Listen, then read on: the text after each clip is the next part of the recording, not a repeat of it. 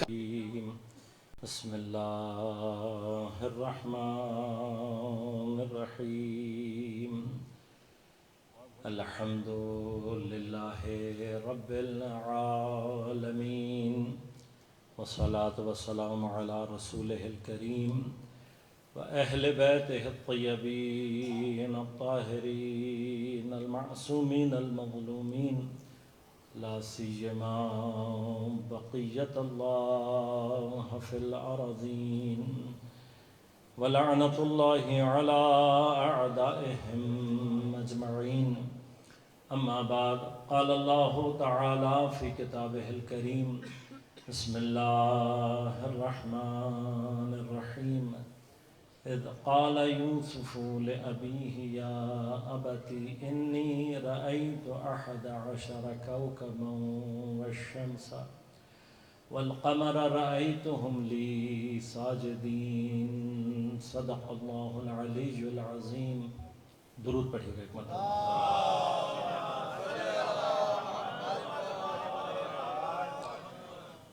مومنین کرام، سامعین محترم، عزیزان گرامی قدر، اس سے پہلے کہ میں عرائض آپ کی خدمت میں پیش کروں، سب سے پہلے درخواست گزار ہوں آپ کی خدمت میں کہ شب جمعہ شب مغفرت ارواح المؤمنین اور شام غربت ہے پہلی سیدہ کے گھرانے کی. ان تمام کیفیات کو ذہن میں رکھتے ہوئے ایک مرتبہ سورہ فاتحہ پڑھ کر اپنے تمام مرحومین شہداء ملت اسلامیہ اور بالخصوص غزہ و فلسطین کے شہداء اور بالخصوص اس سارے سلسلے کو برپا کرنے میں جتنے بھی الحرمین فیملی کے مرحومین اور دیگر جتنے بھی افراد، ان کے والنٹیئرز اور جتنے بھی کسی بھی عنوان سے شرکاء ہیں، ان سب کے مرحومین کے لیے ایک مرتبہ سورہ فاتحہ پڑھ کر ایصال فرما دیجیے. بسم اللہ الرحمن الرحیم الحمد للہ رب العالمین الرحمن الرحیم.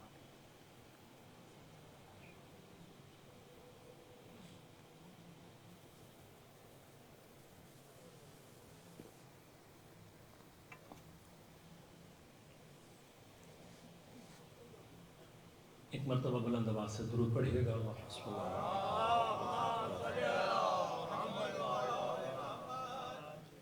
مولانا شہنشاہ نقوی صاحب کی صحت یابی، تمام علماء مراجع اعظام کی صحت یابی اور دیگر جتنے بھی مریض آپ کے مورد نظر ہیں، ہماری مورد نظر ہیں، سب کی صحت یابی اور شفاء کاملہ عاجلہ کے لیے بھی ایک مرتبہ بلند آواز سے درود پڑھ دیجیے.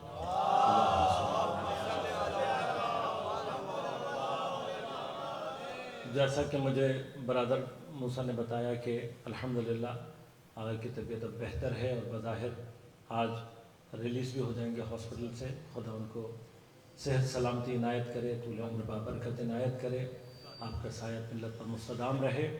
لیکن اپنی طبیعت کی وجہ سے بہرحال کہ ان کا میرے اوپر، مجھ جیسے ادنا سے طالب علم کے اوپر لطف اور احسان ہے کہ انہوں نے یہ اطمینان بندے کی جانب رکھا اور مجھے موقع دیا کہ میں آپ کی خدمت میں حاضر ہو سکوں.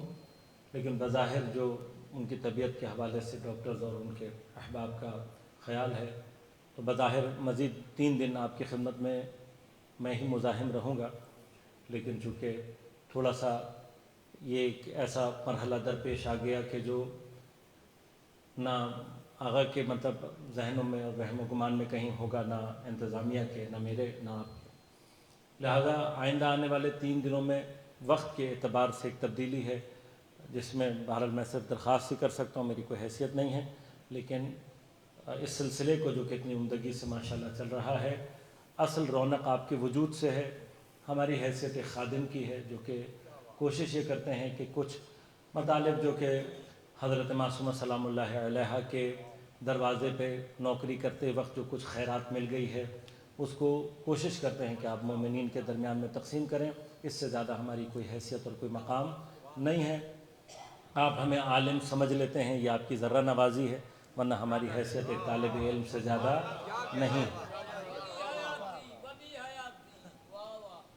بہرحال اب چونکہ مزاحم خاطر رہوں گا آپ کے، تو کچھ مطالب اور کچھ چیزیں کوشش کروں گا کہ ایسے ہیں جو کہ آپ کی خدمت میں پیش کروں.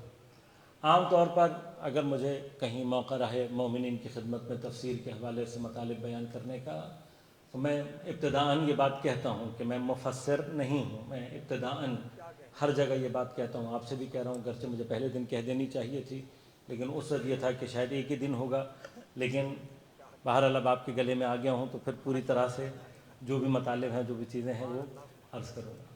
پہلی بات تو یہ ہے کہ میں مفسر نہیں ہوں. تفسیر کے عنوان سے جو کچھ بھی ہم بیان کرتے ہیں, مفسرین اور علماء کے مطالب کو خلاصہ کر کے آپ کی خدمت میں پیش کرنے کی کوشش کرتے ہیں. لہٰذا کہیں پر بھی ہمارے نسبت اگر آپ کے ذہن میں یہ ہے کہ یہ مفسر قرآن ہے, تو نہیں, ہم صرف کاپی پیسٹ کرنے والے لوگ ہیں. ہماری محنت اتنی ہے کہ ہم نقل اچھی کر لیتے ہیں. آپ تک پہنچانا میری اپنی کوشش یہ ہوتی ہے کہ جو مطالب بیان کیے گئے ہیں ذرا سی اس کی تفصیل کو نظر میں رکھوں, اس لیے کہ قرآن کا ہر حرف اپنے اندر ایک بحر بے قرار لیے ہوئے ہے مطالب کا. ہماری وسعت اتنی نہیں ہے کہ ہم اس طریقے سے مطالب کو بیان کر سکیں.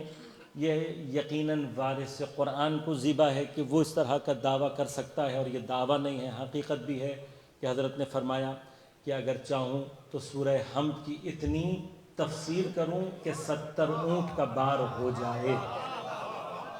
یہ بات ہم جیسے جاہلوں کی سمجھ میں آنے والی نہیں ہے. ہم تو ابھی یہی سوچتے رہیں گے کہ 70 اونٹ کا بار ہوتا کیا ہے, اور حضرت جو اس کو فزیکل معنی میں, چونکہ علمی معنی ہے, علم کا اپنا کوئی وزن نہیں ہوتا, بظاہر نہیں ہوتا, بظاہر نہیں ہوتا. لیکن اگر علم واقعاً عالم تک پہنچے تو پھر اپنے وزن کو ظاہر کرتا ہے. اپنی جگہ مطالب میں بہرحال میں اس بحث میں نہیں جانا چاہتا, لیکن یہ مطالب ہمارے اور آپ کے لیے درک کرنا شاید اتنا آسان نہ ہو. لہذا قرآن کریم اپنے پڑھنے والوں سے صرف 2 چیزوں کو ڈیمانڈ کرتا ہے. کل میں نے آپ کی خدمت میں عرض کیا, چونکہ میں نے کل صرف آیت کی نسبت سے اوحینا الیک ھذا القرآن میں صرف وحی کے مطلب کو بیان کرنا تھا, اور وہ بھی میں نے تفصیل سے بیان نہیں کیا. خود وحی کیا ہوتی ہے, اپنی جگہ وحی کی اقسام کیا ہیں, کیا مقامات ہیں, وہ انشاءاللہ کبھی اور تفصیل, وہ اپنی جگہ تفصیل چاہتی. صرف اشارہ کیا تاکہ آپ کے ذہن میں رہے کہ جب اللہ تعالیٰ کہہ رہے اوحینا ھذا القرآن, تو اس سے مراد کیا ہو سکتی ہے. وحی ایک ایسا شعور کا مرحلہ ہے کہ جس کا مدرک اللہ نے عام انسان کو عطا نہیں کیا. میں اور آپ کبھی بھی ریاضتوں سے, عبادتوں سے اس مرحلے میں داخل نہیں ہو سکتے کہ جہاں پر ہم یہ صلاحیت پیدا کریں کہ ہم فرشتے کو اس کی حقیقت نورانیہ کے ساتھ درک کریں. جب ہم فرشتے کو درک نہیں کر سکتے تو فرشتہ جو پیغام لے کر آ رہا ہوتا ہے, اب یہ فرشتے اور پیغام کا جو لنک ہے, یہ میں بچوں کو تھوڑا سا ٹیکنالوجی کے اعتبار سے, کل بھی میں نے مثال دی تھی, آج بھی دے دیتا ہوں. اگر آپ کے پاس, غور کیجیے گا, آپ کے پاس, میں نے کل بھی وائی فائی کی مثال دی تھی, اس سے تھوڑا سا آگے وائی فائی بھی ہو آپ کے پاس, لیکن جو سافٹ ویئر میں یوز کر رہا ہوں یا جو ایپلیکیشن میں یوز کر رہا ہوں, اگر آپ کے پاس وہ ایپلیکیشن نہیں ہے, مثلا واٹس ایپ ہم یوز کر رہے ہیں فرض کریں, اگر ہم, اچھا یہ بھی ایک بحث ہے, صرف اشارہ کر دیتا ہوں کہ کبھی اس پہ غور کرنا کہ یہ ہمیں جو مفت میں جنہوں نے ہمیں مہیا کی ہیں یہ ساری چیزیں, یہ فیس بک, یہ واٹس ایپ, یہ یوٹیوب, بہرحال قبلہ یہ باتیں مجھ سے زیادہ بہتر جانتے ہوں گے کہ سرمایہ دارانہ نظام وہ بدترین استحصالی نظام ہے کہ جو اگر مفت کچھ دے رہا ہے تو بھائی یہ سمجھ لیجئے کہ آپ سے وہ لے جائے گا جس کا آپ نے کبھی تصور بھی نہیں کیا. سرمایہ دارانہ نظام میں یعنی سب سے زیادہ خوف اس وقت کھانا چاہیے جب وہ نظام آپ کو کوئی چیز مفت میں دے رہا ہو. خاص طور پہ آپ, یہ ہمارے لیے ہوشیاری کی جو منزل ہے. اچھا یہ اگر ہوا, آگے بحث آئے گی اگر میں وہاں تک پہنچ سکا. سرمایہ دارانہ نظام اگر کوئی چیز مفت دے رہا ہے تو وہ صرف موت ہو سکتی ہے اور کچھ نہیں ہو سکتا. یہ استحصالی نظام. لہذا اب ہمیں سوچنے کی, تو ایک بچہ مجھ سے پوچھ رہا تھا کہنے لگا کہ آغا صاحب یہ پائریٹڈ ورژن ہوتے ہیں ونڈوز کے اور وغیرہ وغیرہ، اس پہ کام کرنا جائز ہے یا نہیں ہے، ہم کیا کریں؟ میں کہا جو لوگ اس وقت چاہتے ہیں کہ ونڈوز پر کام ہو، یہ پائریشن جتنی کچھ بھی ہو رہی ہے، اگر بند کرنا چاہیں تو ان کے لیے کوئی مشکل کام نہیں ہے، کسی بھی وقت وہ آپ کے ونڈوز کو بلاک کر سکتے ہیں۔ آج تک کیا نہیں کیا؟ کیوں نہیں کیا؟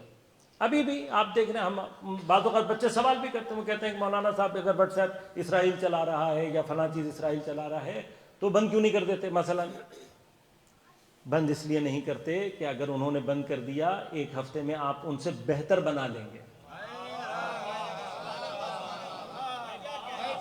وہ اپنے باقی نقصان برداشت کر رہا ہے صرف اس بنا پر کہ کہیں آپ اپنے پیروں پہ کھڑے نہ ہو جائیں۔ اسے اصل خوف یہ ہے، آپ اپنے پیروں پہ کھڑے ہو گئے تو پھر وہ بہت کچھ جو وہ کر رہا ہے وہ نہیں کر سکے گا۔ اردو میں ایک اور محاورہ، یہاں ادیب لوگ ہیں، میں یقین کریں میں جسارت کرتے ہوئے ڈرتا ہوں، لیکن اگر کہیں کوئی غلطی ہو تو اصلاح پذیر ہوں، آپ کبھی کوئی غلطی کر دوں تو مجھے بتا بھی دیجیے گا کہ بھائی آپ نے غلط کہہ دیا، ناراض نہیں ہوں گا انشاءاللہ، گارنٹی کے ساتھ کہہ رہا ہوں۔ اردو میں ایک محاورہ ہے، وہ کہتے ہیں کہ بنیے کا بچہ اگر گر رہا ہوتا ہے، چارانے اگر ضائع کر رہا ہوتا ہے تو 1 روپیہ اٹھا رہا ہوتا ہے، سرمایہ دارانہ نظام اسی بنیے کی اولاد ہے۔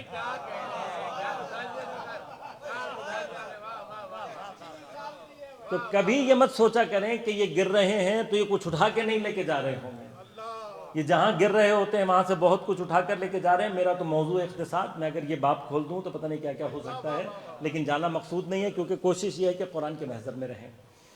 لہٰذا کل آپ کی خدمت میں آپ غور کیجئے گا، واٹس ایپ اگر آپ کے پاس اور میرے پاس دونوں کے پاس ہے تو میرا پیغام آپ تک جائے گا۔ اب عام طور پر یہ بچے ماڈرن دور کے یہ پوچھتے ہیں ہم سے اس طرح، حق ہے ان کا کہ پوچھیں، مولانا صاحب وحی کیا ہوتی ہے؟ ہمیں کیا پتا وحی کیا چیز ہے، یہ کیسا پیغام ہے جو دکھائی نہیں دے رہا، وغیرہ وغیرہ۔ یہ سارے کے سارے سوالات ہیں اور حق ہے آپ کا، آپ کریں سوال، لیکن پھر میں ایک جواب دے دیں کہ یہی جو میں نے ابھی آپ نے واٹس ایپ سے آپ کے واٹس ایپ میں بھیج دیا، یہ نظر آیا آپ کو؟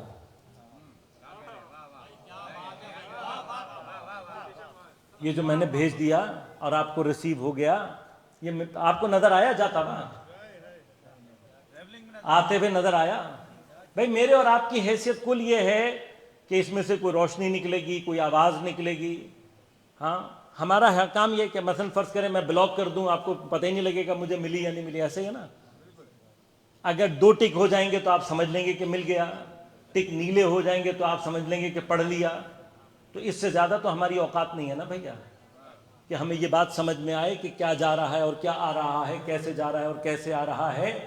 اپنا بنایا ہوا موبائل ہے، اپنا بنایا ہوا نظام ہے، اپنے بنائے ہوئے کا میسنجر اور پیغام نہ جاتا ہوا دکھائی دیتا ہے نہ آتے ہوا دکھائی دیتا ہے۔ خدا کا پیغام اور پیغامبر دیکھنے کی بات کر رہے ہو۔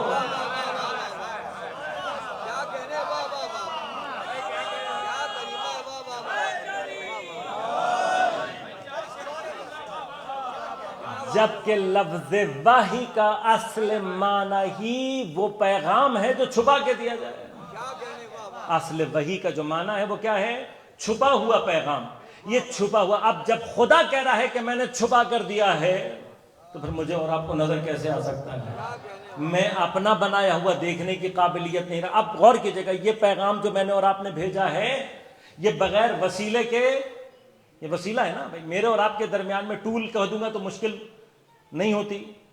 یہ ہمارے ہاں یہ بغض کی مسائل ہیں کہ اگر ہم ٹول کہہ دیں، آلہ کہہ دیں تو کسی کو مسئلہ نہیں ہوگا، وسیلہ کہہ دیں تو پیٹ میں درد ہونے لگتا ہے۔ تو یہ عقل کے فطور ہیں کہ لفظ، میں نے کل بھی عرض کیا تھا کہ لفظ تو اعتبار ہے، لفظ کا صرف اعتبار ہے، حقیقت الفاظ سے تبدیل نہیں ہوتی۔ ہم نے ٹول کہا تو مسئلہ نہیں تھا، وسیلہ کہا تو مسئلہ ہونے لگا۔ اس کا مطلب مانتے آپ بھی ہیں کہ بغیر وسیلے سے خدا تک پہنچا نہیں جا سکتا۔ لفظ بھاری ہے تو آپ لفظ بدل دیں، ہم کل سے ٹول کہنا شروع کر دیں گے، ہمیں کیا مسئلہ ہے؟ آپ صرف حقیقت کو قبول کرنے والے ملیں۔ اب مسئلہ یہ ہے کہ اس کے ذریعے یہ وسیلہ ہے میرے اور آپ کے درمیان میں ارتباط کا، ہے یا نہیں بھیا؟ وسیلہ ہے نا، اسی سے جائے گا، اسی سے آئے گا۔ لہذا جب خدا اس وسیلے کے ذریعے کسی بھی وسیلے کے ذریعے سے بھیجے تو رسول کہلاتا ہے. لہذا اب یہ نہیں ہو سکتا کہ بھیجنے کے لیے تو میں آپ سے کہوں کہ موبائل سے اور باقی کا پیغام آپ سے کہوں کہ لفافے میں لپیٹ کر بھیج دو, آ کے گھر میں مجھے بتا دو. آپ کہیں گے مولانا ایسے نہیں ہو سکتا ارتباط, جس ذریعے سے آیا ہے اسی ذریعے سے جائے گا. تو تم نے یہ کیسے تصور کر لیا کہ جب خدا آ تمہارے پاس جس وسیلے سے رہا ہے تمہاری عبادات کسی اور کے ذریعے تم سے قبول کر لے گا؟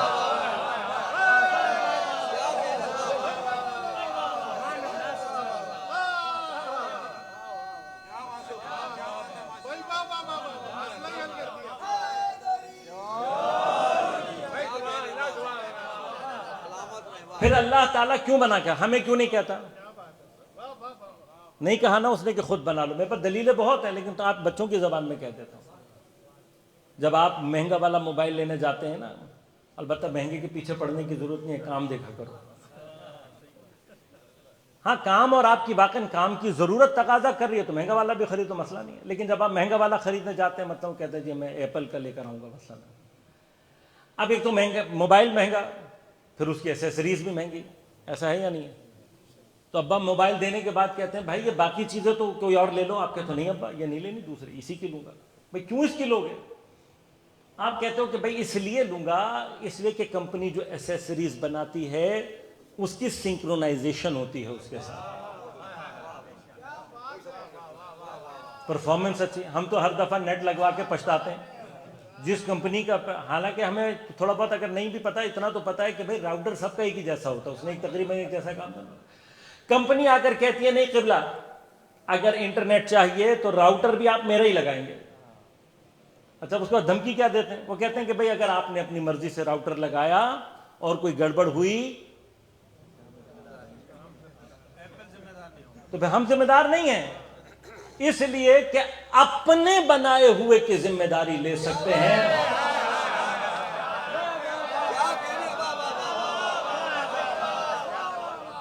آپ کے بنائے ہوئے کی ذمہ داری نہیں لے سکتے.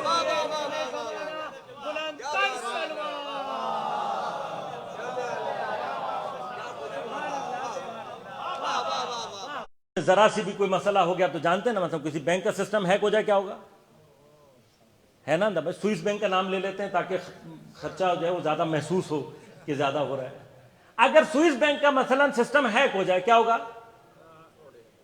ہوگا نا, کتنا بڑا گڑبڑ ہو جائے گی دنیا میں. تو اب وہ سب سے زیادہ جو توجہ دیتے ہیں وہ کس پر دیتے ہیں؟ اپنی سائبر سیکیورٹی. آج کل آئندہ آنے والا مستقبل سائبر سیکیورٹی کا ہمارے بچے, خاص طور پر جہاں کسی, اب فرض کریں کہ کوئی یہاں پر ہیکر ایسا کوئی نامی گرامی پیدا ہو جائے اور وہ سوئس بینک کو دھمکی دے دے کہ بھئی مجھے سوئس بینک کے عزت و جلال کی قسم ہے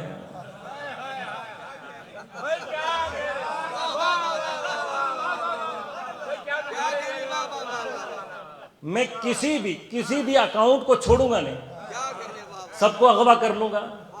تو جب وہ اتنی بڑی دھمکی دے گا, اب چاہے کچھ بھی نہ ہو لیکن دھمکی تو بڑی ہے نا. قسم خوردہ فارسی میں کہتے ہیں دشمن نے قسم خوردے, قسم کھایا ہوا دشمن ہے, تو کچھ نہ کچھ تو سیریسنس آپ کو دکھائے گا یا نہیں دکھائے گا بینک. تو سب سے پہلا کام کیا کرے گا؟ وہ کام ایسا کرے گا کہ کچھ معاملات سیکیورٹی کے ایسے رکھے گا کہ جہاں تک وہ نہ پہنچ پائے. اب آپ غور کریں, مثلا میں مثال سے سمجھا رہا ہوں بات تاکہ بچوں کو سمجھ میں آ جائے. اب یہ ہیکر مثلا جب دھمکی دے اور کہے میں تمہارے کسی بھی اکاؤنٹ کو نہیں چھوڑوں گا, میں قسم کھا کر کہہ رہا ہوں نہیں چھوڑوں گا, مگر یہ جو 12-14 اکاؤنٹ ہے نا,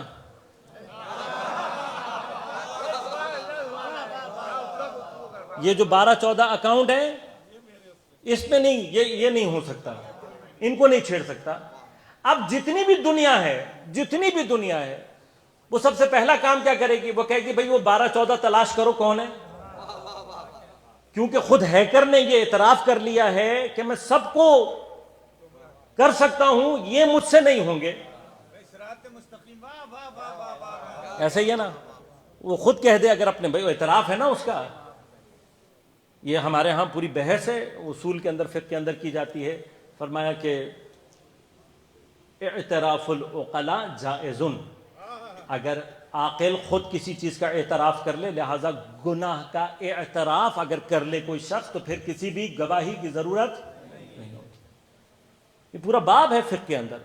اب وہ خود کہہ دے کہ بھائی میں سب کو تو کر سکتا ہوں مگر یہ 12-14 یہ میں ان کو نہیں کر سکتا، تو اب کیا ہوگی؟ دنیا کا ہر بندہ وہ کوشش کرے گا کہ ان 12-14 سے ملا کر رکھے، حتیٰ کوشش کرے گا کوئی سیٹنگ ایسی ہو کہ میرا پیسہ بھی انہی کے پاس رہے، ہیکر کے ہاتھ میں نہ جائے۔ وہاں سے آنے کا تو امید ہے لیکن ہیکر پہ ہاتھ میں چلا گیا تو نہیں ہو سکتا۔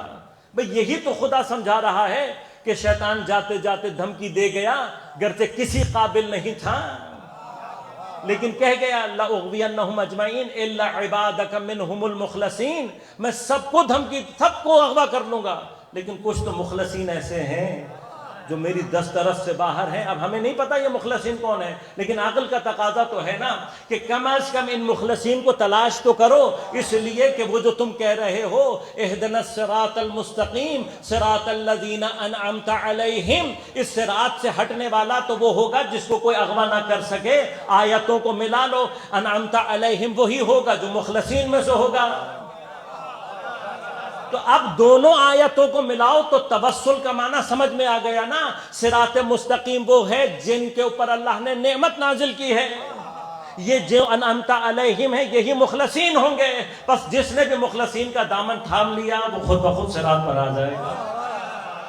اسی دامن تھامنے کو وسیلہ کہتے ہیں۔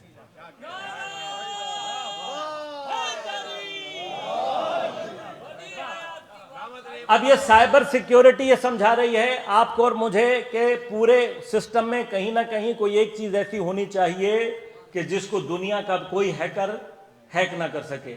جب یہ مقام حاصل ہو جائے کسی کو بھی تو وہ چیلنج کر سکتا ہے نا، چیلنج پھر اطمینان سے کر سکتا ہے کہ بھائی ہمارے پاس نظام ایسا ہے کہ جس کو کوئی توڑ نہیں سکتا۔ ایسا ہی ہے، بس اسی کو اگر عربی میں ترجمہ کر دو، ایسے نظام کو نظام عصمت کہتے ہیں۔ عام دنیا کے مسائل میں آپ کو عصمت چاہیے، خدا تک پہنچنے کے لیے عصمت درکار،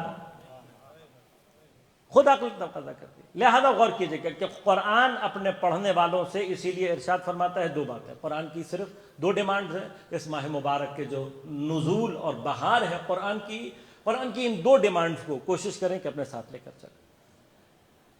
پہلی ڈیمانڈ قرآن کی یہ ہے کہ فرمایا فَقْرَؤْا مَا تَيَسَّرَ مِنَ الْقُرْآنِ، سورہ مزمل کی آخری آیت۔ کتنا قرآن پڑھیں؟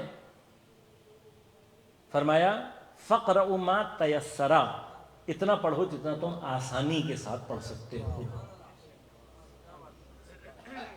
آسانی کے ساتھ جتنا پڑھ سکتے ہو۔ لہذا قرآن ہم سے کہیں نہیں کہہ رہا کہ پوری رات کھڑے ہو کر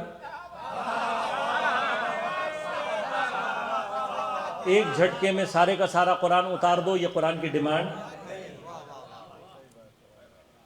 کہیں نہیں ہے۔ قرآن کی ڈیمانڈ، قرآن بہت آرام، میں نے ایڈریس بھی دے دیا، اگر آپ کو کہیں میں دیکھیں جب قرآن کہتا ہے اللہ کا ذکر کثیر کرو تو ذکر کثیر ہے تلاوت قرآن کی کثرت۔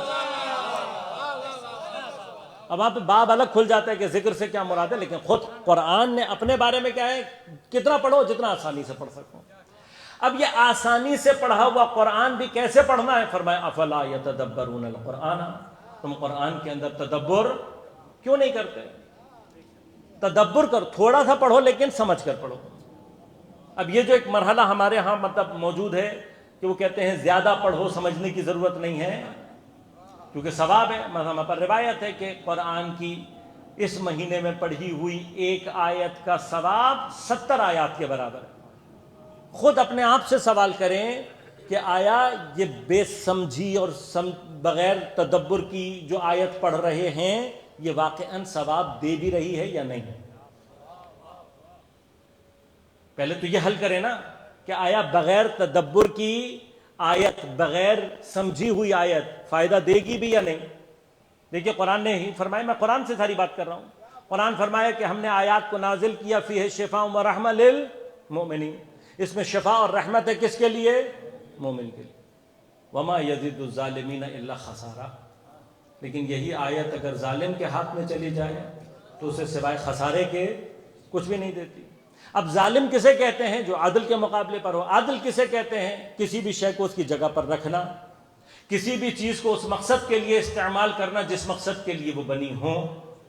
تو اگر قرآن بغیر سمجھے پڑھنے کے لیے نازل ہوا ہے تو جتنا مرضی پڑھ لو، لیکن اگر قرآن خود کہہ رہا ہے کہ تدبر کے ساتھ پڑھو، چاہے تھوڑا پڑھو لیکن سمجھ کر پڑھو، تو اب اگر کوئی قرآن کو بغیر سمجھے پڑھے گا تو قرآن پر ظلم کرے گا یا نہیں؟ ظلم کرے گا. اب جب قرآن پر ظلم کرے گا تو یہ ظلم، قرآن کہہ رہا ہے کہ یہی قرآن اگر ظالم کے ہاتھ میں چلا جائے، وما یزید الظالمین الا خسارا، اسے سوائے خسارے کے کچھ اور نہیں دیتا. اب یہ ایک بڑا فطری سا اصول ہے، جس جگہ پر کسی چیز کا فائدہ 70 برابر ہو رہا ہو وہاں نقصان بھی 70 برابر ہوگا.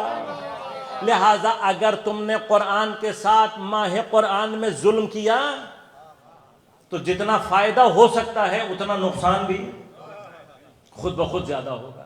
لہذا قرآن کیا کہہ رہا ہے؟ اب یہ مرحلہ ہے، ادھر ایک پرابلم ہے، وہاں تو مسئلہ یہ ہے کہ وہ چاہتے یہ ہیں کہ لوگ زیادہ سے زیادہ پڑھیں، سمجھیں نہیں.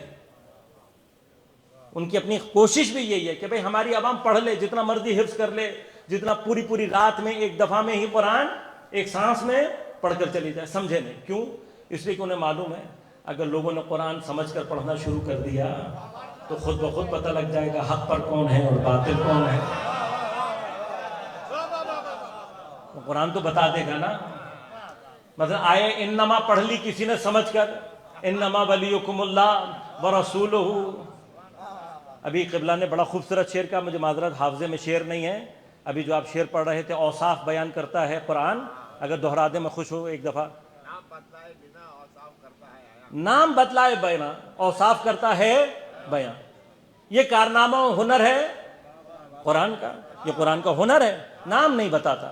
تو اس نے کہا اللہ ولی ہے تمہارا، رسول ولی ہے تمہارا، اور وہ لوگ ولی ہیں تمہارے جو ایمان لائے، جنہوں نے نماز پڑھی اور حالت رکوع میں زکوٰۃ دی. نام نہیں لیا. کیوں؟ ہنر کیا ہے؟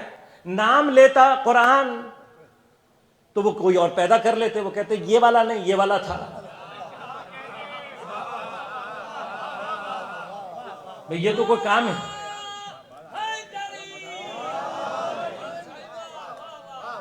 نام تو دوسرا کبھی بھی پیدا، جنہوں نے 150 جعلی صحابہ بنا لیے. جائیے، تحقیق ہے ہماری، علامہ مرتضیٰ عسکری کی پوری کتاب ہے اور چیلنج کے ساتھ ہے.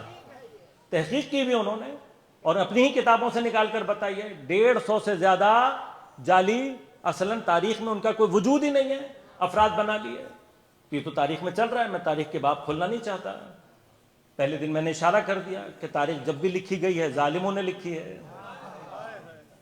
یہ تو خدا کیا ایک اثر قدرت ہے اس کی کہ ظالم کے ہی منہ سے مظلوم کی داستان کو جاری کر دیتا ہے.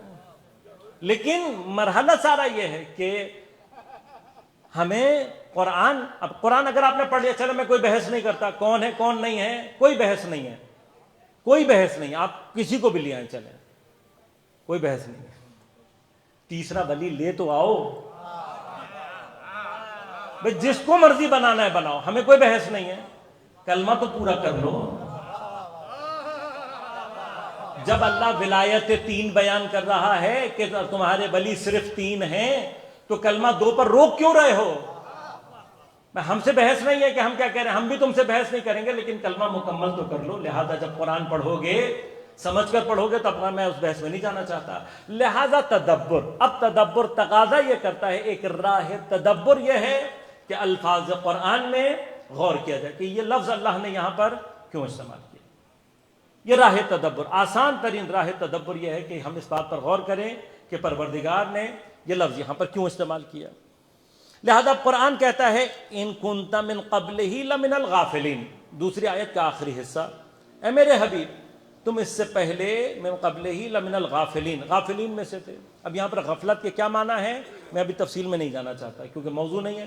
میں اگر کبھی بالکل ابتدا سے چیزوں کو لے کر چلتا تو پھر ایک ایک مقام پر ایک ایک لفظ پر رک کر آپ سے بحث کرتا. غفلت سے کیا مراد ہے؟ آیا غفلت لا علمی کو کہتے ہیں؟ کیا غفلت لا علمی کو کہتے ہیں؟ غفلت لا علمی کو نہیں کہتے. معمولاً عام طور پر مثلا ایک شخص جانتا ہی نہ ہو کسی شے کو تو آپ کہیں گے کہ تم نے غفلت کیوں کی؟ لا علم سے غفلت کا معنی اصلا نہیں ہے. تو آپ نے یہ بات یہاں پر کیسے اس سے اخذ کی کہ پیغمبر جانتے نہیں تھے؟ ان کنت لمن الغافلین میں غفلت کا جو معنی آپ نے کر دیا سوال علمی پر اصلا نہیں ہے. اتفاقاً غفلت کا مادہ علم آنے کے بعد ہے، یعنی کسی کو معلوم ہو پھر اس کے بعد غفلت کا مرحلہ آتا ہے.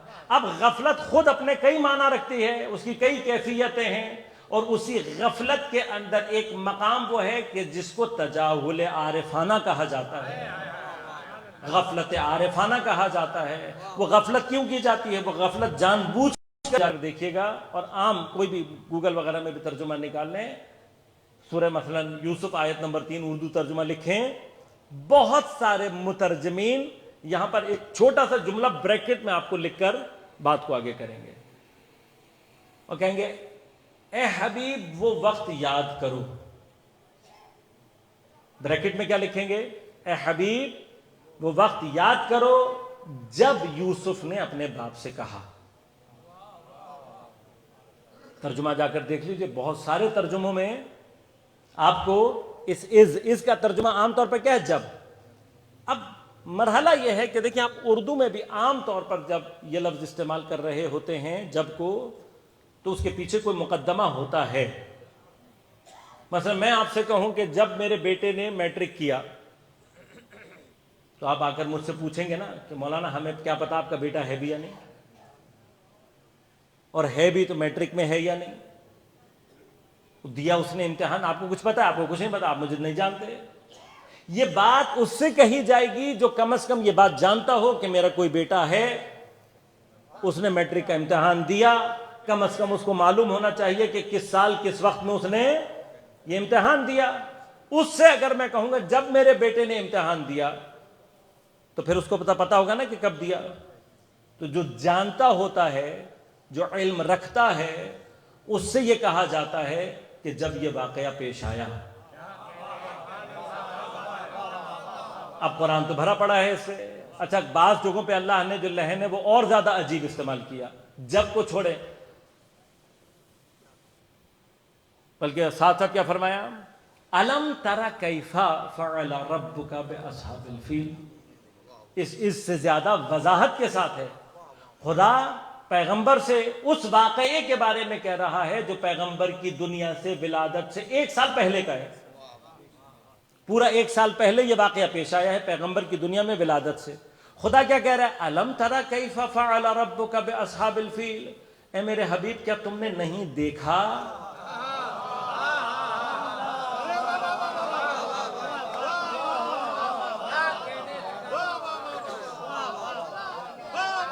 کیا تم نے نہیں دیکھا کہ تمہارے پروردگار نے ہاتھی والوں کے ساتھ کیا کیا؟ بھائی کم از کم ترجمہ پڑھتے ہوئے یہ سوچ لو کہ اگر پیغمبر نے نہیں دیکھا تھا تو خدا کہہ کیسے رہا ہے؟ لہذا قرآن تو اس مقام پر بھی جا کر بعض اوقات از استعمال کر رہا ہے کہ جہاں آدم آب و گل میں ہے، اذ قال ربک للملائکہ انی جاعل فی الارض خلیفہ. اے میرے حبیب وہ وقت یاد کرو جب تمہارے پروردگار نے ملائکہ سے کہا میں زمین پر خلیفہ بنانے جا رہا ہوں. یہ آیت تمہیں کبھی نہیں سمجھ میں آئے گی جب تک تمہیں یہ حدیث سمجھ میں نہ آ جائے کہ پیغمبر نے فرمایا کنت نبیا و آدم بین الماء.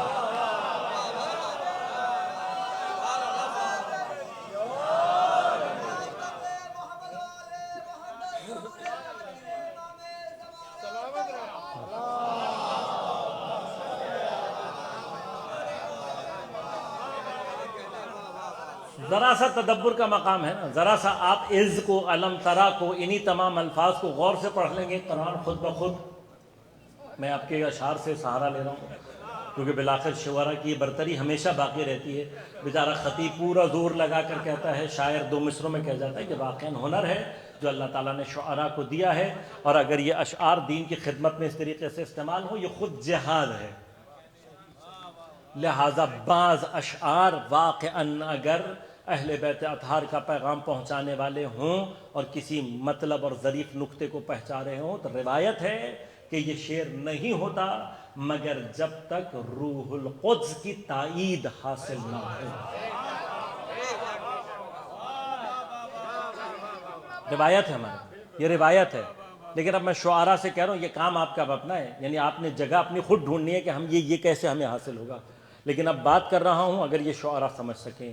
حضرت عیسیٰ کے لیے اللہ تعالیٰ فرماتا ہے وَأَيَّدْنَاهُ بِرُوحِ الْقُدُسِ، ہم نے عیسیٰ کی مدد کی، اس کو تائید دلوائی، کس سے؟ روح القدس سے۔ حضرت عیسیٰ اولی العزم صاحب کتاب و شریعت و معجزہ نبی ہیں، اللہ ان کو کہہ رہا ہے کہ ہم نے تائید کروائی ہے عیسیٰ کی روح القدس سے۔ یاد رکھیے گا جب کوئی شاعر کسی ایسے مطلب کو کہ جو اہل بیت اطہار کی شان اور ان کی فضیلت کے کسی ایسے نقطے کو اور ان کے پیغام کو پہنچا رہا ہوتا ہے اور خود روایت کے مطابق روح القدس کی تائید سے ہوتا ہے،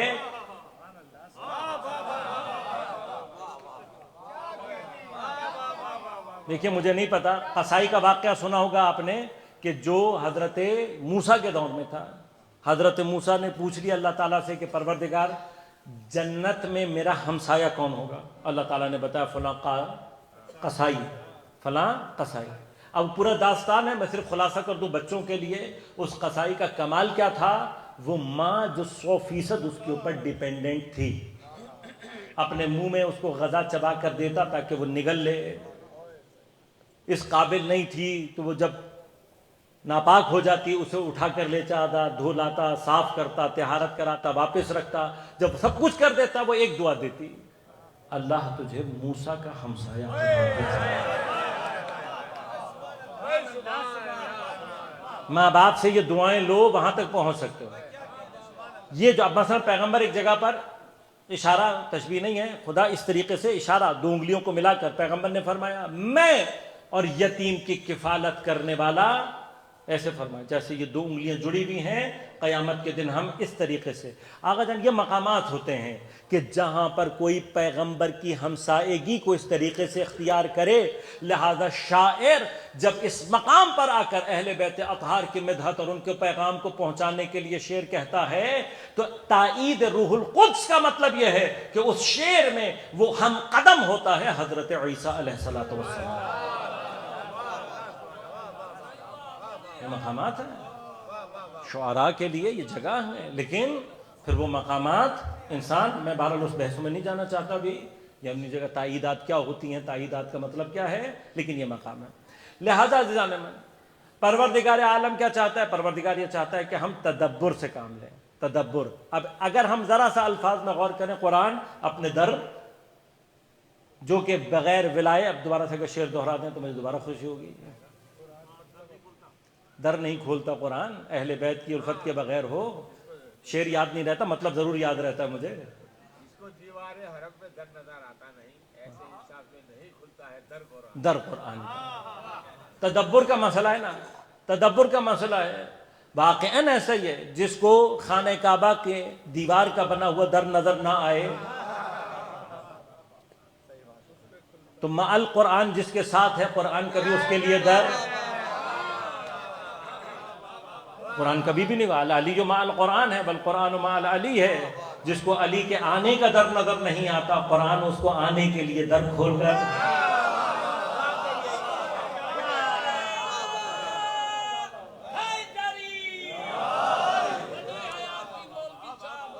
لہذا اب خدا حضرت پیغمبر سے کیا کہہ رہا ہے؟ اے نبی تمہیں وہ وقت یاد ہے؟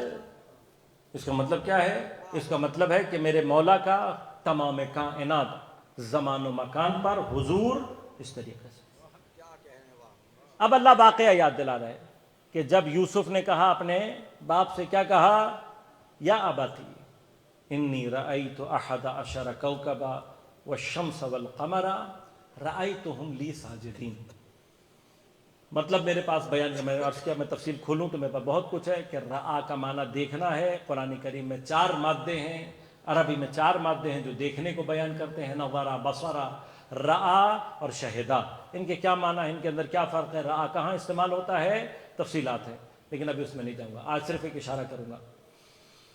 اے بابا میں نے دیکھا، کیا دیکھا؟ 11 ستارے، سورج اور چاند۔ میں اگلا جملہ بھی نہیں بیان کر رہا کیونکہ اگلا جملہ شدید قرینہ ہے، شدید ہے قرینہ، لیکن یہاں تک میں نے 11 ستارے، سورج اور چاند دیکھا۔ یہ کہاں پتہ لگے گا کہ یہ خواب میں دیکھا؟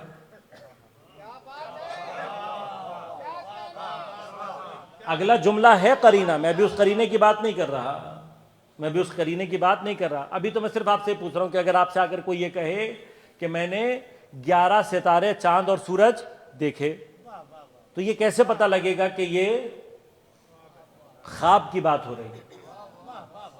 یہ کیسے پتہ لگے گا بھئی؟ اگر آپ مثلا 11 ستارے نہیں دیکھ سکتے، آپ سورج اور چاند نہیں دیکھ سکتے، دیکھ سکتے ہیں لیکن تینوں کبھی ایک ساتھ نہیں دیکھ سکتے۔ بھائی کیا کہتے ہیں؟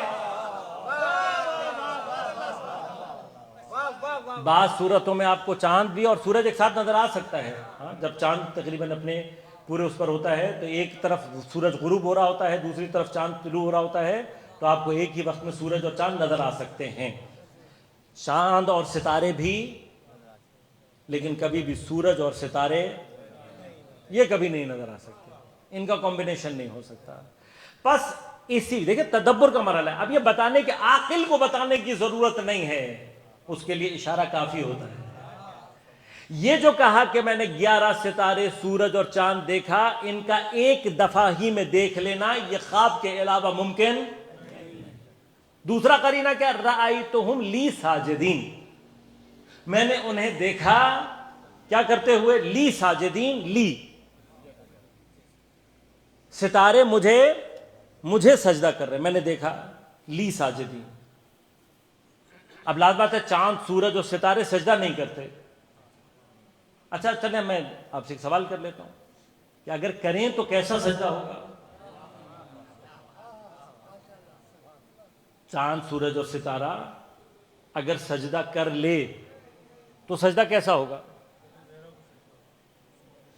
تو اگر یہ سمجھ میں آ جائے تو وہ سجدہ خود بخود سمجھ میں آ جاتا ہے۔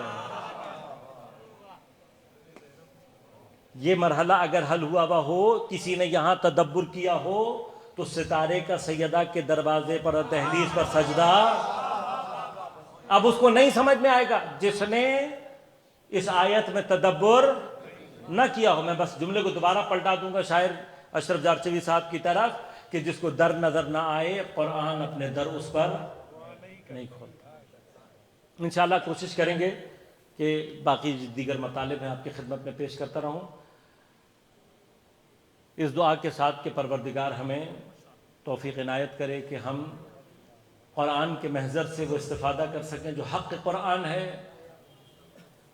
قرآن سمجھنے، پڑھنے اور اس پر عمل کرنے، اور قرآن کے ذریعے سے وارث قرآن سے پروردگار رابطہ پیدا کرنے اور ان کے انصار میں اور اعوان میں شمار ہونے کی توفیق عنایت فرمائے۔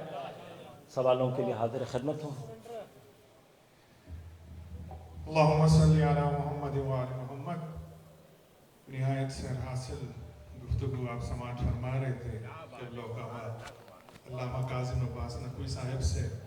یقیناً ان کی گفتار میں ایک نشہ ہے، اور میں دیکھ رہا تھا کہ مومنین ایک سحر میں گرفتار تھے۔ سوالات کے لیے جی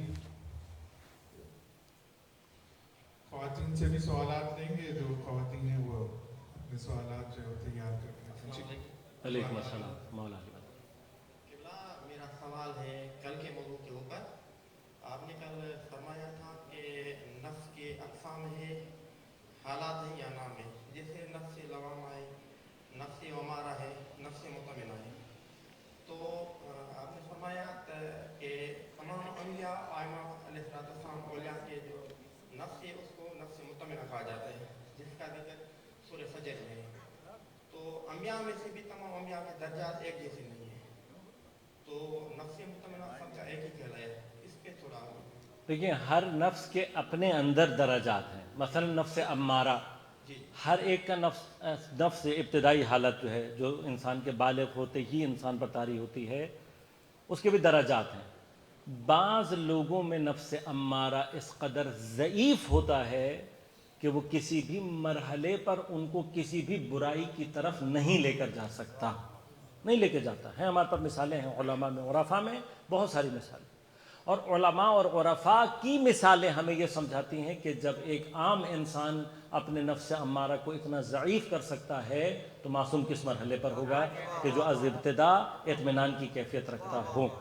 پھر اس پر اپنی جگہ الگ بحث ہے. لہذا اب یہ امارگی کی کیفیت ضعیف ہے, اس سے لے کر بڑھتے چلتے ہوئے آگے بڑھتے ہوئے کسی کو کتنا کرتا ہے, کسی کو کتنا کرتا ہے. بعض کے اندر اتنا شدید ہوتا ہے نفس امارہ کہ بلوغ پر پہنچنے کے بعد اصلا ان کے اندر لوامگی کی کیفیت بالکل ضعیف, یعنی اصلا وہ بالغ ہوتے ہیں تو اتنی خباثت کے ساتھ بالغ ہوتے ہیں کہ پھر کوئی ملامت, کوئی بھی ان کے اندر کیفیت نفس لوامہ کی اثر پذیر ہوتی ہی نہیں ہے. از ابتدا ہی وہ نفس خبیثہ کے مالک ہوتے ہیں. تو تاریخ ان سے بھی بھری پڑی ہے.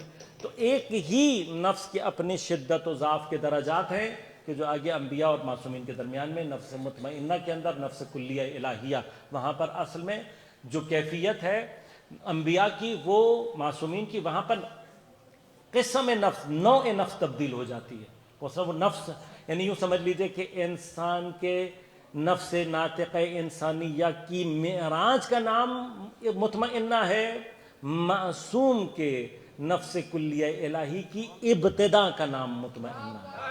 دونوں میں جی خواتین سے رہیں گے. جی السلام علیکم. علیکم السلام. میرا سوال یہ ہے, ابھی علامہ صاحب نے بیان فرمایا کہ مطلب صرف تلاوت کرنے سے جو ہے وہ اس کو افادیت نہیں آتی, لیکن اب جیسے ہم تو بالکل, اگر میں یہ کہوں کہ ہم تو جاہل ہیں اور صرف تلاوت ہی کر سکتے ہیں, تدبر کے اس معیار پہ بس اتنا ہی کر سکتے ہیں کہ ہم ترجمہ پڑھ لیں اور بہت سی تفاسیر سائد میں جو لکھی ہے وہ پڑھ لیں, اور اگر ہم نے یہ بھی نہیں کیا صرف تلاوت کی, تو کیا ہمیں اس کا کوئی فائدہ نہیں ہے؟ دیکھیں خیر, جی جان بوجھ کر دیکھیں, ایک مرحلہ یہ ہوتا ہے کہ انسان کسی مجبوری میں کسی مرحلے میں ہو تو خدا مجبوریوں کو معاف کرنے والا ہے, لیکن جان بوجھ کر قرآن کو اہمیت نہ دینا. خود سورہ فرقان میں پیغمبر شکایت کریں گے, اے پروردگار میری قوم نے اس قرآن کو مہجور قرار دیا. یہ کس کے لیے ہوگی؟ جب شکایت ہوگی تو لازمت ہے ہم ہی ہوں گے نا, ہمارے جیسوں کے لیے ہوگا. کس سے ہوگا کہ جو, اسی لیے میں اکثر اپنے سامعین سے درخواست یہ کرتا ہوں کہ اس عادت کو تھوڑا سا تبدیل کریں. مثلا آپ 50 آیات پڑھنا چاہتے ہیں, اس بات پر عمل کرنا چاہتے ہیں کہ جو حضرت امیر نے استحباب کے باب میں فرمایا, ایک ہی آیت کو 50 دفعہ پڑھیں اور 50 مرتبہ سوچ لیں, تو ثواب تو اتنا ہی ہے نا. ثواب اتنا ہی ہے, ثواب میں تو کوئی تبدیلی نہیں آئے گی نا. ایک آیت کو ایک دفعہ پڑھیں تب بھی اتنا ثواب ہے, 50 دفعہ پڑھیں تب بھی اتنا ہی ثواب ہے. اس کو 50 دفعہ دہرا کر ایک جملہ, خود سوچیں ہم ایک جملے کو اگر 50 مرتبہ تکرار کریں, کیا ممکن نہیں ہے کہ اس در کے اسرار ہم پر واضح ہونا شروع ہو جائیں, جملے کے اسرار, اور خصوصاً اگر کلام اپنے اندر تاثیر رکھتا ہو. لہذا اشعار کی دنیا میں جو مباحث ہیں یا فصاحت اور بلاغت کی دنیا میں جو مباحث ہیں وہ یہی ہیں. کیوں کوٹیشنز کو بعض ایسے اشعار یاد کرائے جاتے ہیں, ان کو یاد کرانے کے پیچھے ایک فلسفہ یہ ہوتا ہے کہ ان کی تکرار کے ساتھ ساتھ وہ جو در ہیں, لطائف ہیں, وہ آپ کے اوپر کھلتے چلے جائیں. پر یہ نہیں ہو سکتا کہ ایک شاعر کا شعر تو میرے لیے دروں کو کھول دے اور خدا کا کلام تکرار کے باوجود بھی میرے پر. لہذا کوشش, تھوڑی سی کوشش, یہی کوشش وہ چیز ہے کہ جو ہمیں عند اللہ کسی مقام تک پہنچا سکتی ہے. بس عمدن کوئی جان بوجھ کر نہ کرنا چاہے تو وہ خود فیصلہ کر لے, مجھ سے بلوانے کی کیا ضرورت ہے, یا آپ خود فیصلہ کریں. جی دیجیے. السلام علیکم. علیکم السلام علیکم. علامہ صاحب سورہ یوسف میں آیت نمبر 20 پہ اس کا تذکرہ ہے کہ حضرت یوسف کو جب کنویں سے باہر نکالا تھا تو وہ جو قافلہ تھا حضرت یوسف علیہ السلام سے اپنا تعارف پوچھ رہا تھا, لیکن حضرت یوسف نے اپنا تعارف نہیں کیا تھا. حتیٰ کہ جب مصر میں بھی یوسف کو بیچا گیا تھا, عزیز مصر نے خرید کیا تھا, تو وہاں بھی حضرت یوسف سے اپنا تعارف پوچھا گیا تھا, لیکن حضرت یوسف نے وہاں بھی اپنا تعارف نہیں بتایا تھا. تو اس میں کیا مصلحت تھی اس کی؟ وہی مصلحت تھی بھیا جو کہ غیبت امام زمان علیہ الصلوۃ والسلام کے اندر موجود ہے.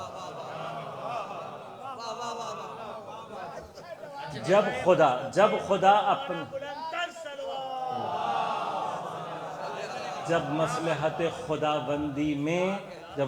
خدا بندی میں قرار یہ پائے کہ حجت زمان نصرت کی کمی کی وجہ سے پردہ غیبت میں جائے, تو غیبت کا ایک مرحلہ اس کے عرفان کی غیبت ہے, معرفت کی غیبت ہے. پس حضرت فرماتے ہیں کہ میرے اور تمہارے درمیان فاصلہ تمہارے گناہوں کا ہے, یعنی موجود ہیں ہم پہچان نہیں سکتے, مسئلہ بصیرت کا ہے. جی خواتین سے سوال کریں. محمد علی بھائی کے پاس. खवातीन से कोई सवाल? दिलावर भाई एक ऑनलाइन सवाल है और मोहम्मद वाले मोहम्मद सलाम। कल आपने अलैका पढ़ा सलाम। कि वसीला जो है वो मासूम होते हैं। तकलीफ के मौजू में पूछना चाहूँगी कि हम ये समझा नहीं पाते बार दफ़ा जब हमसे लोग कहते हैं कि मुज्तहिदीन गैर मासूम है तो हम उनकी बात पर अमल क्यों करें। हमें बल्कि बाद लोगों से तो ये कहते हुए सुना है कि हम डायरेक्ट इमाम ज़माना की तकलीफ में हैं। हम उनसे पूछते हैं आपसे इमाम ज़माना की आपसे क्या मुलाकात होती है? कहा नहीं, हम दुआ करते हैं और वो उस बात का जो है वो कोई ना कोई सद्देबाब हो जाता है। तो बताइए, गैर मासूम आप कह रहे हैं मासूम वसीला है, तो वो आप लोगों की बातें हमें बताते हैं कि उलमा कहते हैं कि जो है वो मासूम सिर्फ वसीला जी। है, गैर मासूम। बहुत शुक्रिया खान, बहुत शुक्रिया। देखिए खान, बात मुनासिब, बहुत अच्छा सवाल है, लेकिन मसला ये है कि आया मासूम गैब, अव्वल तो पहली बात, गैबत में जाते हुए अगर हमें किसी के सहारे नहीं छोड़कर जाएं तो फिर हम इस बात पर गौर करें। दूसरी बात, सही सनद रिवायत ख़ुद मासूम ये कह कर गए हैं कि हमारी गैबत में हमसे कोई भी चीज़ को निस्बत दे फ़कज़्ज़िबहू, शिद्दत से झुटलाओ उसे। मैं कभी मौका रहे और ख़ुद इस पर मौजू पर गैबत पर गुफ्तगू करूँ तो वहाँ ये सारे बाप वहाँ होते हैं।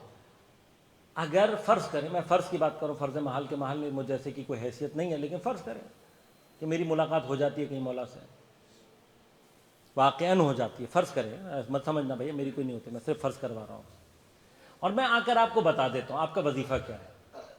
आपका वजीफ़ा यह है कि आप मुझसे कहें तुम झूठ बोल रहे हो। मैं अगर कुरान लेकर भी आपके सामने खड़ा हो जाऊं, गर्चे मैं झूठ नहीं बोल रहा, नहीं बोल रहा हूँ झूठ। यहां पर बहस यह है कि ये हुर्मत का मरहला है, जब खुदा ने मुझे मना किया और फिर भी मैं आकर बता रहा हूं तो मैंने अपनी हुर्मत को अपने हाथ से जाने दिया। मेरी सदाकत दीन के दायरे के अंदर है, जब मैं दीन का दायरा तोड़ दूंगा तो मेरी हुर्मत खुद ब खुद खत्म हो जाती है। लिहाजा वो जो इमाम की बात ना माने उसकी कोई हुर्मत नहीं है। बस अगर वो सच भी बोल रहा हो तो कहो क्या है, पर हमारी सच्चाई की लेवल ये है कि अगर हम शरीयत के दायरे से बाहर निकल रहे हों, शरीयत का इनकार कर रहे हों, तो अगर फिर सच भी बोल रहे हों तब भी झूठे कहलाएंगे। लिहाजा अल्लाह हमें नहीं कहता कि तुम सादिकीन में से हो, हमें कहता है या अय्युहल्लज़ीना आमनुत्तकुल्लाह व कूनू मअस-सादिकीन, सादिकीन के साथ हो जाओ। उनके साथ रहने में सिद्क है, उनके मुकाबले पर सिद्क नहीं है।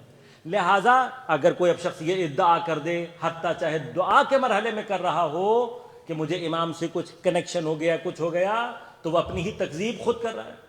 तीसरा मरहला, क्या पैगंबर के आइम्मा अलैहिमुस्सलातु वस्सलाम के दौर में हर बंदे को जाकर इमाम ने खुद बताया कि मसाइल शरई क्या हैं? और जब इंशाअल्लाह ताला इमाम ज़माना जल्लल्लाहु ताला फरजो शरीफ आ जाएंगे, मसलन इंशाअल्लाह हम तो दुआ करते हैं अभी आ जाए, अभी भी आ जाएं तो 7 अरब लोग हैं, तो क्या 7 अरब लोगों के पास इमाम खुद जाके पर्सनल उनको बताएंगे कि मसाइल शरिया क्या हैं?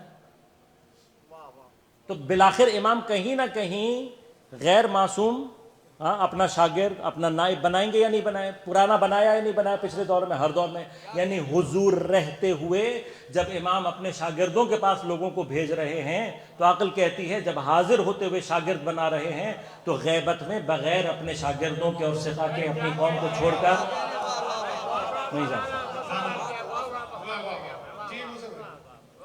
मतलब एक ऑनलाइन सवाल आया कि मस्जिद की जो हुदूद होती है, इसने 2-3 सवाल भेजे हैं मुझे कि जो मस्जिद की हुदूद होती है उसमें चप्पल समेत अगर कोई चला जाए और बोले मेरी तो चप्पल पाक है, तो चप्पल में मस्जिद के अंदर घूमना। देखिए, मस्जिद की हुदूद का जो सबसे पहला मरहला है वो नजासत और तहारत का, पहला उसूल जो है तहारत और नजासत। लिहाजा मस्जिद को किसी भी उन्वान से नजस करना यह हराम है और उसकी तहारत वाजिब फौरी है। यहाँ मतलब अगर कोई शख्स 100% मसलन आपने बिल्कुल नया चप्पल लिया और आप जानते भी हैं कि ये पाक है और बाज़ मसाजिद में बाज़ खुद्दाम इस्तेमाल भी करते हैं, तो वहाँ पर ये बहस नहीं आती कि आप उसको मना करें। लेकिन जो दूसरा मरहला आ सकता है, वारिद हो सकता है, वो उन्वान तौहीन का पैदा हो सकता है कि अगर किसी ऐसे मकाम पर कि जहाँ पर आपका चप्पल लेकर जाना عرف عام کی توہین محسوس ہو اسے کہ یہ شخص توہین کر رہا ہے، تو وہاں پر ایسے شخص کو خود احتیاط کرنی چاہیے کہ وہ ایسا عمل انجام نہ دے کہ جس سے مسجد یا نمازیوں کے کسی بھی حیثیت اور اعتبار سے یہ کیفیت پیدا ہو کہ وہ اہانت تصور پر، کیونکہ جتنی مسجد کی حرمت ہے اتنی نمازیوں کی حرمت بھی ہے۔ یہ اس میں آگے لکھتی ہیں، کہتی ہیں کہ کعبے میں دیکھا جا رہا ہے پچھلے 2-3 سال سے کہ مطاف میں لوگ چپل اور جوتوں میں گھوم رہے ہیں، اور جو ہے نا جوتے پہن کے اکثر نماز بھی پڑھ رہے ہیں، ان کی تصویریں بھی آتی ہیں۔ جی وہاں پر جو کل بحث ہے وہ اسی چیز میں آتی ہے کہ اگر وہاں کے عرف میں عام طور پر نمازیوں یا اس جگہ کے اعتبار سے وہ اہانت تصور نہیں ہوتی، اور ان کو خود، کیونکہ اب عام مسجد کا اگر حکم یہ ہے کہ آپ نجاست اس میں لے کر نہیں جا سکتے، تو بیت اللہ میں، مسجد الحرام میں، یعنی خود احتیاط کا تقاضا یہ کہ آپ کوئی ایسا عمل نہ کریں، لہذا اس کو نجس کرنے کا جو مرحلہ ہے، اس کا جو گناہ ہے وہ اس سے زیادہ شدید تر ہے جتنا کسی عام مسجد کو کرنے کا ہے۔ لہذا 2 سال سے بہت اثر جی ہو جی رہا ہے کہ جی جی لوگ طواف کر رہے ہیں چپل میں۔ جی اس میں مسئلہ صرف یہ ہے کہ اس مسئلے کو اگر کوئی شخص غفلت میں بھی کر رہا ہے تو وہاں کی انتظامیہ پر واجب یہ کہ اس کو سمجھائے، لیکن مسئلہ صرف یہ، اگر وہ عمل اس جگہ کے عرف میں اس کیفیت کے بعد، نجاست و طہارت کے مسئلے کے بعد کی بات ہو رہی ہے، اگر وہ اہانت حساب نہیں ہوتا، یعنی وہاں پر دستور یہ ہے، عام طور پر یہ ہو جاتا ہے یا لوگ کرتے ہیں اور اس کو اہانت تصور نہیں کیا جاتا، تو کوئی مسئلہ نہیں۔ ایک اس میں آگے وہ ایک اور سوال لکھ رہی ہیں کہ میں نے کعبے میں دیکھا کہ سنی شیعہ سب کا یہ اصول ہے کہ جو پیش نماز ہے وہ آگے ہوگا اور جماعت پیچھے ہوگی۔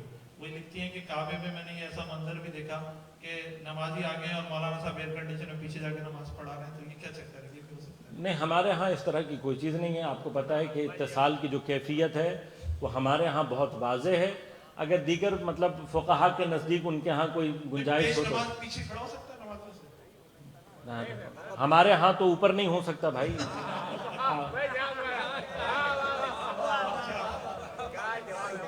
ضرور پڑھیے گا بہت زیادہ۔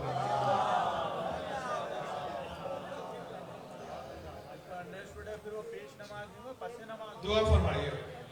اس دعا کے ساتھ کہ پروردگار ہمیں ماہ مبارک سے بہترین استفادہ کرنے کی توفیق عنایت فرمائے، ان تمام رحمت و برکتوں کے حقیقی وارث امام زمان کے ظہور میں تعجیل فرما۔ بار الہ شب جمعہ ہے، شب منصوب بے سید الشہداء ہے، تجھے واسطہ ہے سید الشہداء کی عظمت کا، وارث سید الشہداء کے ظہور سے قلب حضرت سید الشہداء کو سکون عنایت فرما۔ بار الہ تمام علماء مراج اعظام کے حفاظت فرما، طول عمر بابرکت صحت عنایت فرما، بالخصوص حجت الاسلام المسلمین مولانا شہنشاہ نقوی صاحب کو صحت کامل عاجل عنایت فرما۔ بار الہ تمام مومنین کو اپنے حفظ امان میں رکھ، ان کی پریشانیوں کو دور فرما، مشکلات کو آسان فرما۔ جہاں جہاں مومنین باطل سے برسر پیکار ہیں، بالخصوص غزہ اور فلسطین کے مومنین کو نصرت و کامیابی عنایت فرما۔ دین دشمن، اہل بیت دشمن قوتوں کو، پاکستان دشمن قوتوں کو نیست و نابود فرما۔ بار الہ بحق زہرا و ابیہا و بعلہا و بنیہا ہم سب کو امام زمان عجل اللہ تعالیٰ فرجہ شریف کے اعوان و انصار میں شمار ہونے کی توفیق عنایت فرما۔ بار الہ ہماری ساری عبادت کو اپنی بارگاہ میں قبول و منظور کرتے ہوئے اس کے ثواب کو بارگاہ حضرت خدیجۃ الکبریٰ سلام اللہ علیہا اور محمد و آل محمد علیہ الصلوۃ والسلام، بالخصوص بارگاہ سید الشہداء میں ہدیہ ایصال فرما، اور اس کا جو بھی اجر و ثواب ہے بار الہ سے حاضرین کے تمام مرحومین شہدائے ملت جعفریہ اور بالخصوص مرحومین شجاع العباس شجو بھائی، ظہیر بھائی، ادیب الحسن رضوی، سید مقیم احمد ابن تسنیم احمد، مرشدہ خاتون اعجاز احمد، علیم جارچوی کے تمام مرحومین، صادق رضا کی والدہ، قمر مرزا کی والدہ، الحرمین والنٹیئر ٹیم کے جتنے بھی مرحومین ہیں، خادم زائرین رضا نقوی، سیدہ ملیکہ خاتون، سید جعفر علی رضوی، سید نجم الحسن، سید نجم الاسلام اہلیہ و سید محمد عون نقوی، سیدہ صالح لبنان تقوی، سید عابد حسین حاطف الوری، سیدہ زہا فاطمہ، سیدہ ام فروہ، سیدہ زمرد النساء، سید بشیر حسین، امید حسن، ہاشمی بیگم، نثار حسین، علامہ ابن حسن جارچوی، ڈاکٹر ندیم نقوی کے تمام مرحومین، علامہ رشید ترابی، علامہ طالب جوہری صاحب، شمسی بھائی کے تمام مرحومین، ارشد بھائی اور لیاقت بھائی کے تمام مرحومین، ربا فاطمہ کے والدین اور تمام مرحومین، عالم شاہ جی کے تمام جملہ مرحومین، ان تمام کو بار الہ اس کا ثواب ایصال فرما، ان تمام مرحومین کو جوار سید الشہداء میں جگہ عنایت فرما۔ ربنا تقبل منا انک انت السمیع العلیم برحمتک یا ارحم الراحمین. آخر میں ایک مرتبہ پھر سورہ فاتحہ کی درخواست اپنے تمام مرحومین شہدائے ملت اسلامیہ اور بالخصوص جن مرحومین کے اسامی لیے گئے ان سب کو ارسال فرما دیجیے. بسم اللہ الرحمن الرحیم الحمد للہ رب العالمین الرحمن الرحیم.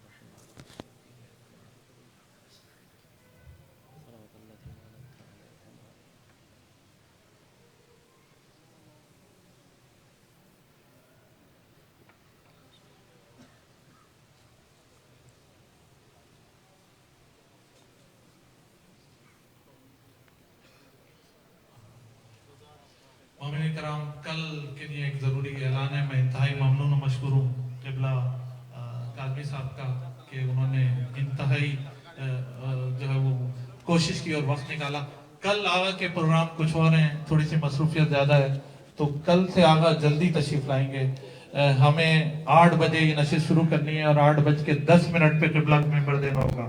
ابرار بھائی اور دیگر تمام مومنین اور میں تمام مسلمین اور یہ میڈیا چینل والوں سے گزارش کروں گا کہ کل ہم محفل 8 بجنے میں 5 منٹ پہلے شروع کر دیں گے اور 8:10 پہ ہمیں منبر دینا ہوگا، کیونکہ 9 بجے آغا نے جا کے کہیں اور خطاب کرنا ہے.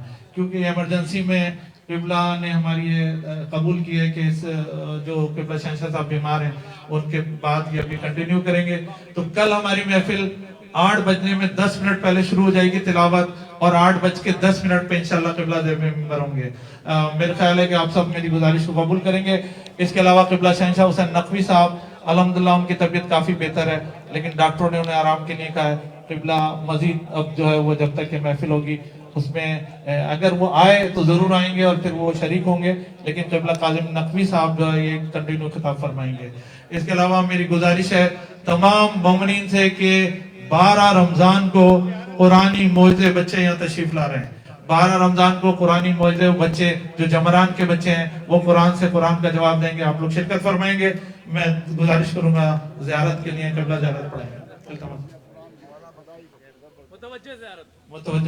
صلی اللہ علیہ یا رسول اللہ، السلام علیک یا نبی اللہ، السلام علیک یا محمد بن عبد اللہ خاتم النبیین، السلام علیک یا 8 بجنے میں 10 منٹ پہلے شروع ہوگی اور 8:10 پہ مولانا رسول اللہ، پارہ پڑھنے جلدی. السلام علیک مولانا یا شہنشاہ انشاءاللہ بہتری کی طرف ہیں، لیکن آئے تو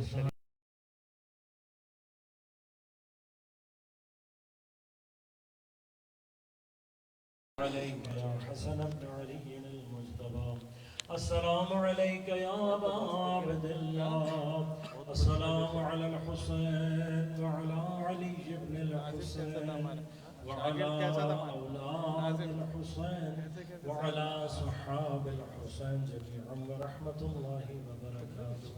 السلام عليك يا غريب الغرباء، السلام عليك يا معين الضعفاء والفقراء، السلام عليك يا شمس الشموس أنيس النفوس أيها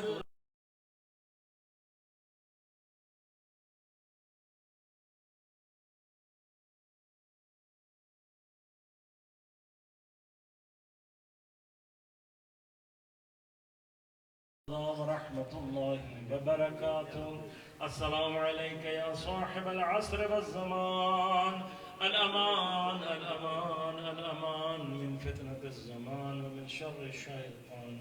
السلام عليك يا شريك القرآن، السلام عليك يا مظهر الإيمان، السلام عليك يا إمام زماننا هذا، عجل الله تعالى فرجك وسهل الله تعالى مخرجك وظهورك وجعلنا من أعوانك وأنصارك جميعا ورحمة الله وبركاته.